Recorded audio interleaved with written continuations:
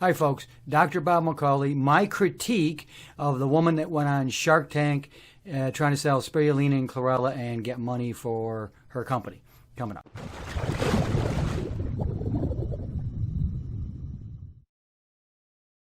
And I'm the founder and CEO of Energy Bits. By the name of Catherine Arnston from a company called Energy Bits goes on Shark Tank, and she's got a company and she sells spirulina and chlorella. Well, they really didn't like her pitch at all. She used the F word. That was kind of the highlight of the whole thing. Going to be a... I like you now. She didn't really represent it the way it should be represented, spirulina and chlorella, that is. She really didn't take any of the opportunities she had to really kind of steer them in the right direction, to let them know what they really had in their hands. Because I think if she, wouldn't have quite asked for so much money, she probably could have gotten somewhere with these guys.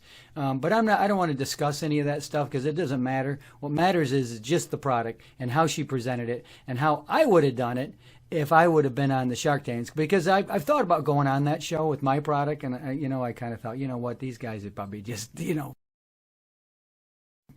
me alive, take all my money, and I'd be left with nothing. So I said, I don't think I want to do that. This is what I would have said if I got on that show. I recommend people swallow them, but You don't chew it. No, you don't chew it. Well, I wouldn't recommend... don't chew it. Oh. Oh, this is nasty. I love the taste of it. You got to swallow You all do? 30 of these? Yes, I love yes. the taste Yeah, of it. actually, they go down very easily. A lot of people I ask wish them... you said to me, don't chew them. One of the greatest inventions in human history regarding algae is the fact that there's the tablet. Because the tablet allows you to take things without really tasting it very much. And, let's be honest, the spirulina and chlorella don't taste very good, as I say. They are not culinary delicacies. They're just incredibly powerful superfoods. You should have said just that. These incredibly powerful superfoods, just take them down. They're not for taste. Because when you do that, then you get this kind of a reaction. Nasty. And that's not what you want. The first thing she should have said is, you want to swallow these, not chew them. Okay? But she didn't, so she blew that one. And there's one guy that loves the taste of it, and that's about 1% of the population. She really got lucky there. Otherwise, I don't like the taste of these foods. I take them in tablets and pop them down. It tastes like when I look at the scum on top of a lake, if I would lick that scum. Well, yeah. Wait. Mistake number 2. You don't let somebody call the 2 most powerful foods in the world pond scum. Oh, algae's not pond scum. Well, actually, it is. I mean, I hear this all the time. Spirulina and chlorella are not pond scum, period. They really are not.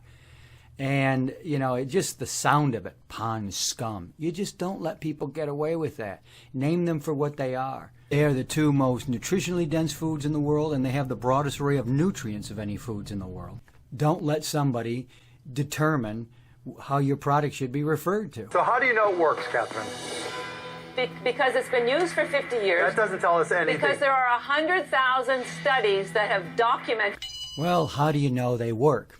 Okay, she should have started off with, these are the 2 most powerful foods on the planet. They are the 2 most nutritionally dense foods in the world, and they have the broadest array of nutrients of any foods in the world. Those powerful statements did not come out of Catherine's mouth.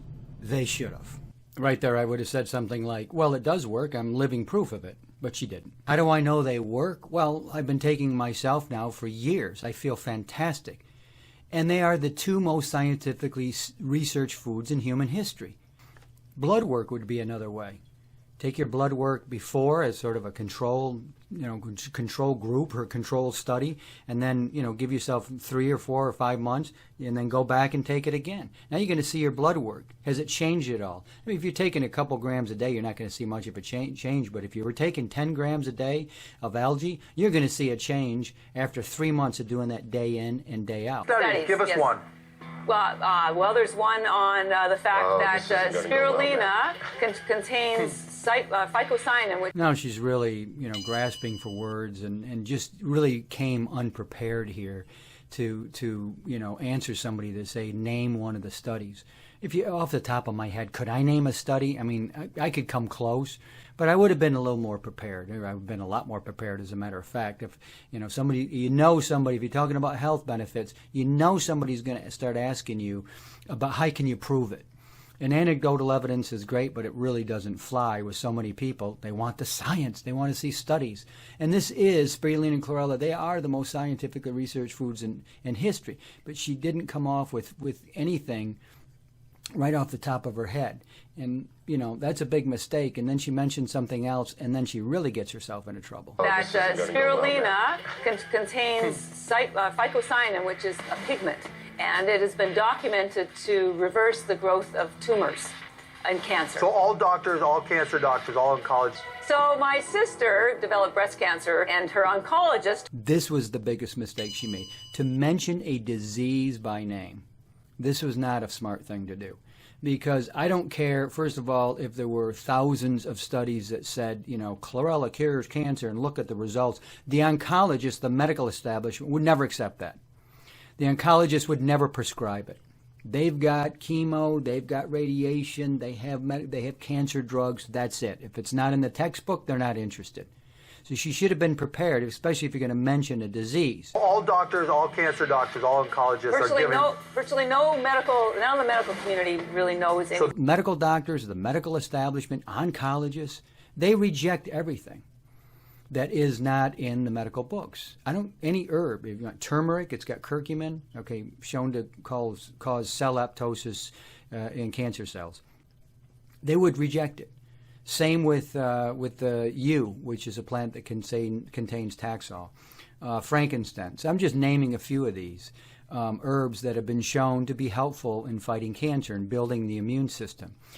Every oncologist in the world would just reject it. Period. It mattered even if it worked. Like if you said you can take turmeric and it just kills cancer cells instantly and you can heal yourself, they would reject that. That's not in the medical textbooks. None of the medical community really knows anything. So they don't know how to read studies, is what you're saying? Oh, they can read them, and then all they do is argue about them. If you think the studies are conclusive, wow, you're pretty naive. And if you didn't see that show, the doctors, when they had the doctors on from What the Health, to discuss that documentary. I mean, they had all these studies and studies and studies and studies, and all they did was just say, you're lying and you're wrong and you don't know what you're talking about. Of a serving of meat a week. In Okinawa, they have 80% of their kids' diets and replace it with... And that's real science. Obligation to set the record straight so that people don't die. At Harvard School of Public Health, where I did my public health Dr. degree. Willett. Dr. Davis, all of your studies that you have mentioned are all correlative, not causative. No, Stop for 1 second. That is not science. That's a lie, Travis. Oh, those studies, they settle everything. It's amazing. I will say that Catherine showed a lot of passion, but she was totally unprepared for their reaction to it, and quite frankly, some of it was unfair. This is a whole and there's a scary thing about you're going to retail. So in your packaging, when you say things like skinny bits, you're implying that you will get skinny by eating them. That's just the name. We don't claim about weight loss at all. It's implied by calling it a skinny bit. Yeah. You need to be responsible that you are not deceiving the public and that you have claims in which to back that up. Yeah. I'm out. And I think you should be careful. On that one, me personally, I 100% agree with Catherine. Skinny bits. Have you ever seen this particular product here? Oh, here we have skinny crackers that make you skinny, and skinny water that makes you even more skinny. And this is my favorite. Here's some crap but made by Nestle called Skinny Cow. And, what does it mean? The cow is skinny, or you're going to become skinny, right? Yeah, I'm sure the FTC is looking into that, or, there's maybe probably a class action lawsuit against it. Yeah, positive. And I think you should be careful. Yeah, thanks for the warning. I think you're a preacher in the land of algae. Okay. And I'm not sure I want to pray there. As am I, a preacher in the land of algae. You better believe it. Dr. Bob, I'll see you next time. Visit us at watershed.net. And I think you should be careful. You don't know what you're talking about, do you?